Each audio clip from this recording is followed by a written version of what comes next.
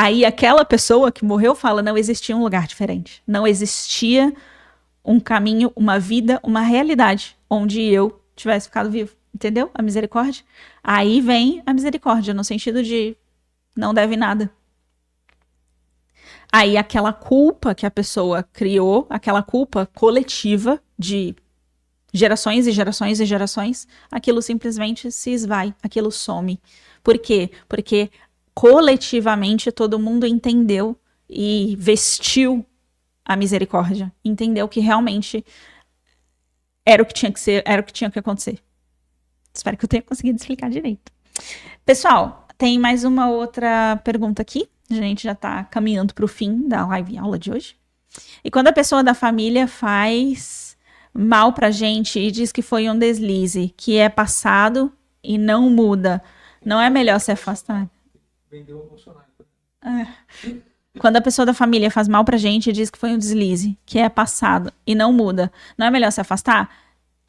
Nesse caso, você tem o direito de saber até onde você lida com determinadas situações e experiências. Por exemplo, se acontece alguma coisa com você, você não pode impedir um passarinho de, desculpa a palavra, de fazer cocô na sua cabeça, mas você pode impedir ele de fazer um ninho.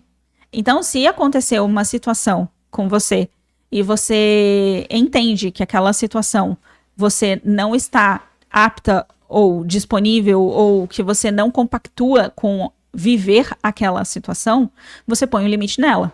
E põe um limite firme. Isso inclusive, é a habilidade de pôr limite, de falar não. Por exemplo, se acontece uma situação onde você não há negociação de nenhum pedaço de você concorda ou acredita com aquilo. Nenhum pedaço de você concorda que você precisa continuar vivendo aquilo. O que o seu próprio ego faz? Corta. Simplesmente é tipo, ok, não vou passar por isso. Por quê? Porque eu não quero, porque eu não preciso. E aí você corta na raiz, entende?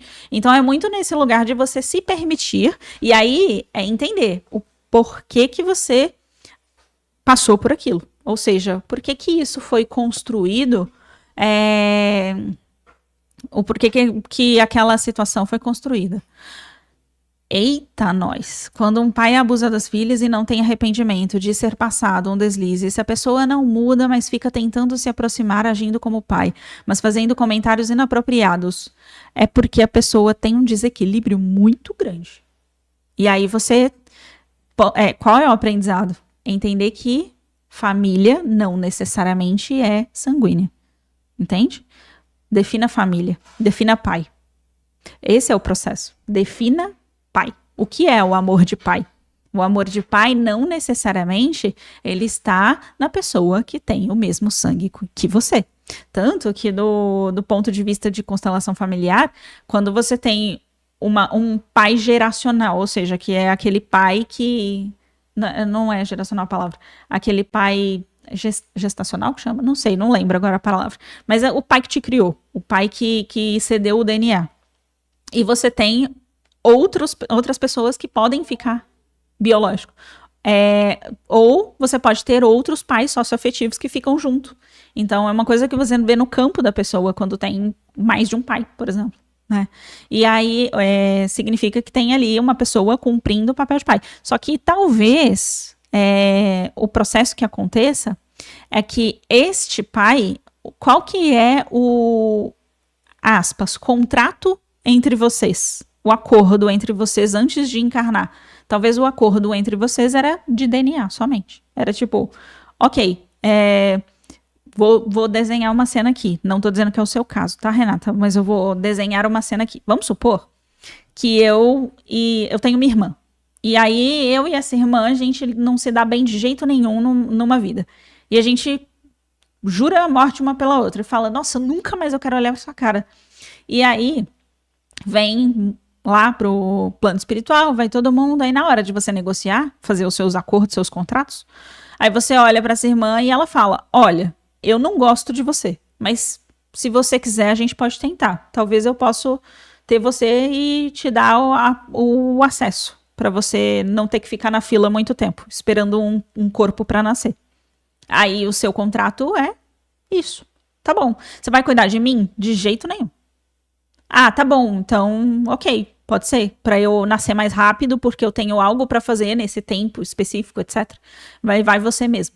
Entende? Tô desenhando uma cena didática aqui. Não tô dizendo que é o seu caso, mas pode ser que seja isso. É tipo, olha, se você quiser, eu cedo aqui para você nascer no DNA. Mas eu não vou cuidar de você porque eu não sou obrigada.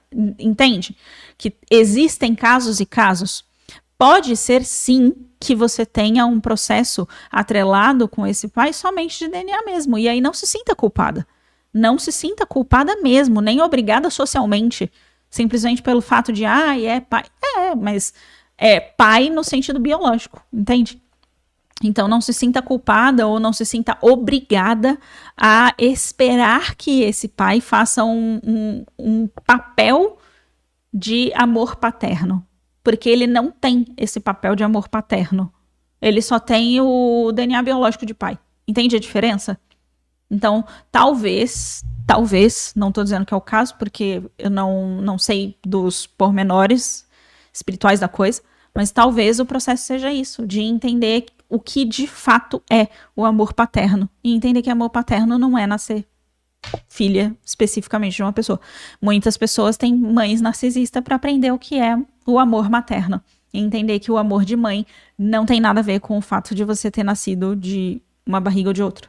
Entende? Então, espero que eu tenha ajudado. Mas mesmo assim, a gente ama ele e sente por ele ser assim. Sim. À medida que você vai entendendo ou iluminando todas as situações, é natural que você ame. Lembra, transcender a dualidade. É entender, ok, ele é como é. Mas o fato dele ser como é não necessariamente tem a ver com você, do ponto de vista de você tem que se doer por ele ser quem é. É como é, aceita. É tipo, ok, ele é assim. Não espero nada além disso. É assim porque é. E não precisa amar ou deixar de amar. É só sentir o que sente em verdade pela pessoa. Às vezes a gente só precisa confessar a verdade para ficar leve, né? Às vezes a gente tá com raiva de alguém e aí sente culpa por sentir raiva. É só entender, ok, eu sinto muita raiva de fulano. Vou lidar com isso agora, você tem o direito de lidar com isso. E aí você fala, ok, sinto muita raiva, vou lidar com isso agora. Pragmatismo, né? Obrigada, ajudou muito a última resposta. Ai, que bom. Fico feliz. Pessoal, a gente já tá encaminhando aqui pro fim da live aula de hoje. Espero que vocês tenham gostado. Se vocês tiverem qualquer dúvida, qualquer pergunta, podem deixar aqui no chat ou pode mandar DM pra gente também, que a gente adora responder as perguntas de vocês. E se você chegou aqui, provavelmente é porque você já segue a gente. E se você não segue, a gente tá no YouTube, a gente tá no Instagram como @métodoeusuperior. Então, é só seguir a gente e acompanhar a gente, porque a gente faz várias lives aula. A gente faz 2 lives aula por semana, que é a live aula de, atualmente, né, tá, segunda-feira às 20h20, que é essa daqui. Às quintas-feiras, às 20h20 também. Segunda-feira, às 8 horas, a gente faz. O André tá puxando as meditações, então ele faz práticas de meditação, práticas de sensibilidade. Oi? Eu concordo, pode ser? Peraí. Tá bom.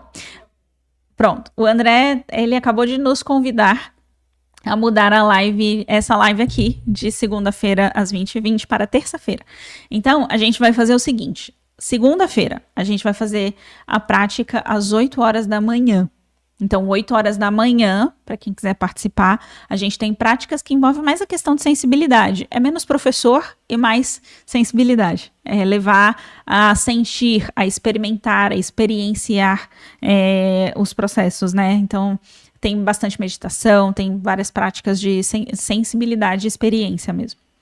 Essa live aqui é uma live aula, então esse programa, Automestria, ele é um programa mais de aula, onde a gente explica e aborda conceitos. Então a gente vai fazer agora terça-feira às 20h20. Quarta-feira, meio-dia, eu estou fazendo uma live que ela é uma live de estudos de um livro. Então a gente vai trazer... pode fazer à noite a meditação das 8 horas da manhã. Não dá, Renata. De manhãzinha para pegar diferentes públicos mesmo. Ó, a gente tá fazendo com esse livro aqui, o livro vermelho de Carl Jung.